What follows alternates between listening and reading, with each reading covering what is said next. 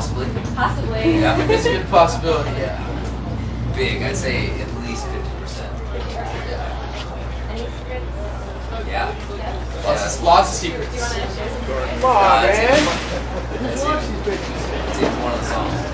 Yeah.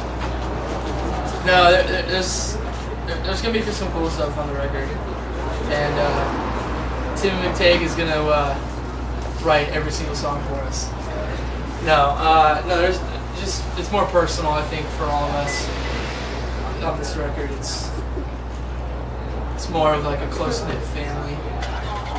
We are more of a close knit family, so we're working better together, and the songs are better. So. And why did you guys decide to Are you familiar with the Black EP that we put out? Okay. Well, it's only 5 songs, and it's basically demos before we put out the last record. So it's the same thing. It's demos of the songs that will be on the last record. So how is the new release different from the other album? I don't know. It's just, it doesn't feel different to me. You know, it's just kind of, this is the stuff that we're into right now. I don't know, probably experience more lyrically. Yeah. Musically, it feels similar. Musically, you're right. Like it is somewhat of a progression there. Like I was saying, like we're a more tight knit group of people now than we were when we wrote the last record, or even anything ever really. So with this record, it's more of a it's just more of everybody kind of pushing each other and picking up where people left off, and when one person doesn't get inspired, the next person kind of takes over. That's what I mean by picking up where you left off. And, lyrically, it's a lot different for me. It's not as it's hopeful, but not as like straight in your face. Like things don't make they make sense, but it's not like just blatant. So it's a good step forward for, I think, everybody. Like heavier songs are heavier, softer songs are softer, and it's cool. And where did you guys try your inspiration from? Everywhere. Yeah, everywhere, almost except for what's out right now. And it's kind of funny because there's people coming up to us like, oh, you heard about this band or this band? And every single time someone asks me, it's like, no, I never heard any. I mean, I don't know. Personally, I just don't really listen to any new music that's coming out. Well, there's so much stuff. There's a lot of stuff, and I think something that's cool about us is like when we try and pick a tour or bring a band out with us, like we try and bring bands that we actually like.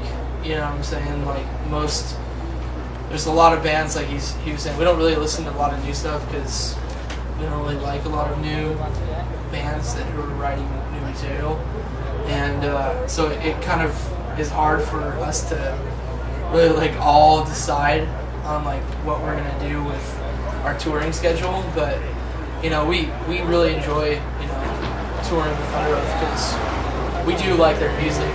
We may not listen to it every day, but they write great stuff. So we don't really listen to a lot of new music. We listen to a lot of like older stuff. I know you listen to a lot of older stuff, but I think just drawing inspiration from that will help out us in the long run, because a lot of new bands draw from newer bands. You know what I'm saying? Like there's a lot of up and coming bands that you look at their MySpace profile and it's like the oldest band on there is like Thrice, and like when you see your band's name on there with like a bunch of other new bands, like if you're fans of Thrice, Chiodo, Saosin, Silverstein or something like that, it's like, and you look at it and it's like, wow, Thrice is like the oldest band on there, they've been together the longest, and you're like, that makes no sense, So I don't know. It's tough to kind of pull inspiration from stuff now because there's so many bands. And since this is the last day of the tour, what's the one thing that you guys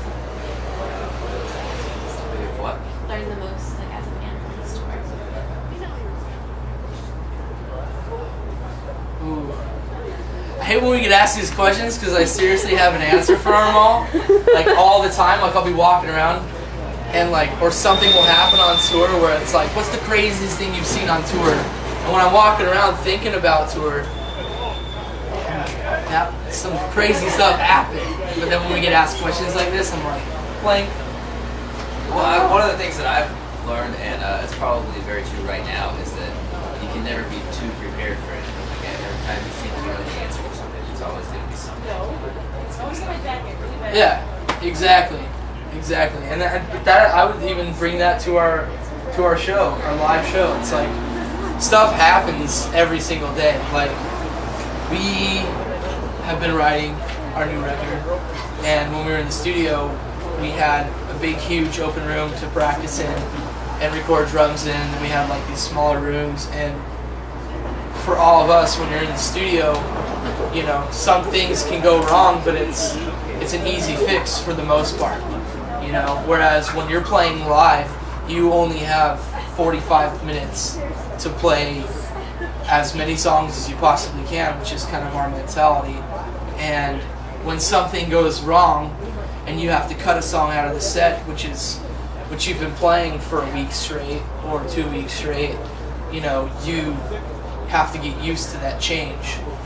And when you're missing out on, you know, a song that's potentially, you know, gonna make the crowd go even crazier, it's a big bummer. So I think just being prepared for something that could go terribly wrong is something we've all learned, like how to prepare better for it, like when stuff does go wrong. Because there's been a lot of stuff that's gone wrong on this tour.